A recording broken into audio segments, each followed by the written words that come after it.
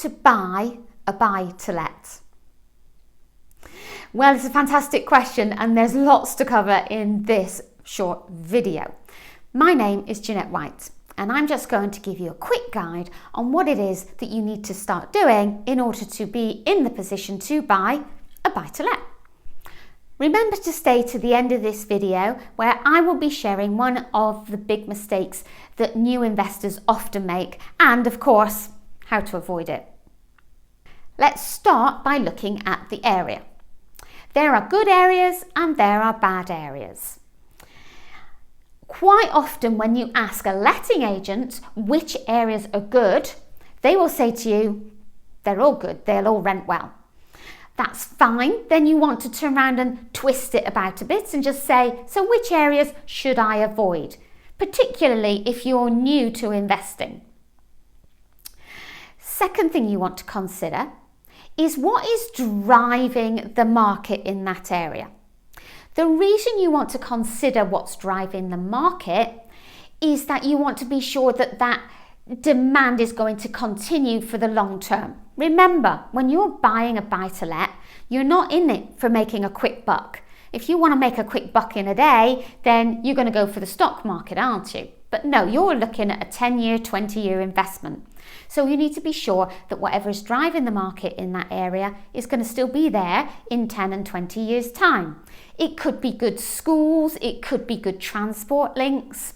It could be that there's a current demand for infrastructure. So for example, I have got property where there's an oil refinery. We thought that would be fine, but they actually ended up closing down the oil refinery. Don't. So when you've decided and you know what is the good area, the bad area, and what drives tenant demand in that area, you need to start viewing houses. View lots of them. You need to get your finger on the pulse of what is happening in the area, the values of the houses and the condition of the houses for sale. Now, the next stage is to think about your numbers. You need to do your numbers. Quick disclaimer before we go any further is that I am not a financial advisor. So, technically, I am not allowed to talk about return on investment. Why is that?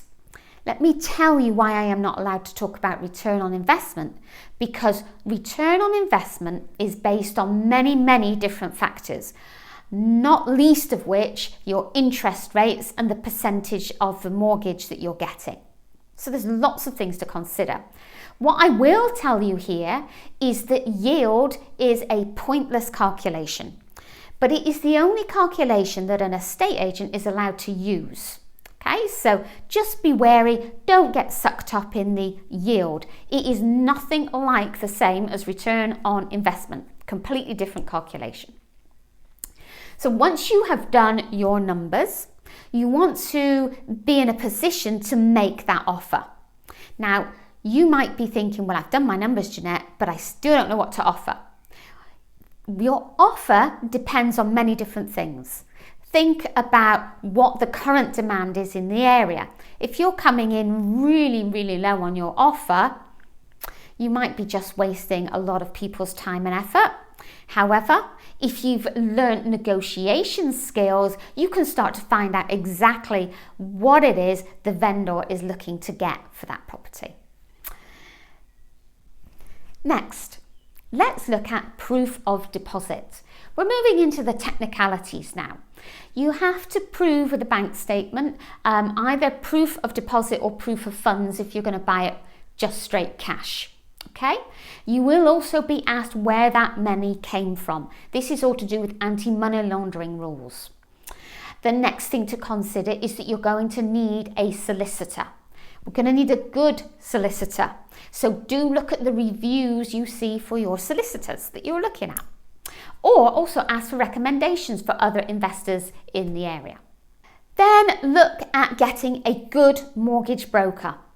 Mortgage brokers can be whole of market brokers, or they can be a broker that only deals with a few lenders. The way to tell is, where are they getting their money from? Are you paying the broker, or are you getting their service for free? If you're getting their service for free, they of course have to earn their money elsewhere, and that is in commissions.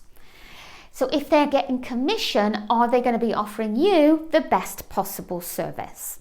Okay, so just bear that in mind. We'll do other videos around mortgage brokers and how they operate. Finally, if you've enjoyed this video, please click the subscribe button, the like button, and of course the bell to let you know when I put my next videos out. Look out for other videos that are in this series. For example, tips on investing in property, return on investment, and what is an infinite return on your investment. Just some of the great topics that I will be covering in this series of videos on my YouTube channel. Well done for making it to the end. I promised you that I would be covering one of the top mistakes that new investors often make. And today I wanted to cover buying property off plan, so-called deals. Now, be careful with these so-called deals. You have to do some extra research. Now, why am I saying that? Look out for deals that are quoting guaranteed rent and guaranteed yield. Remember, I said yield is a fantasy anyway. But you see, what they are doing is they'll inflate the price of the property in order to cover that guarantee, which doesn't necessarily mean that it's the best deal. Remember, go back to the very beginning of this video where I said what is driving demand. We have to be sure there is a genuine demand in that area. I hope you've enjoyed this video, and again, please do subscribe, like, and click the bell. Keep an eye out for the other videos in the series, and I will hopefully see you very soon. One last thing, take a look at the description below the video where you will find lots of ways of getting additional information. I hope to see you on the next video. Take care now.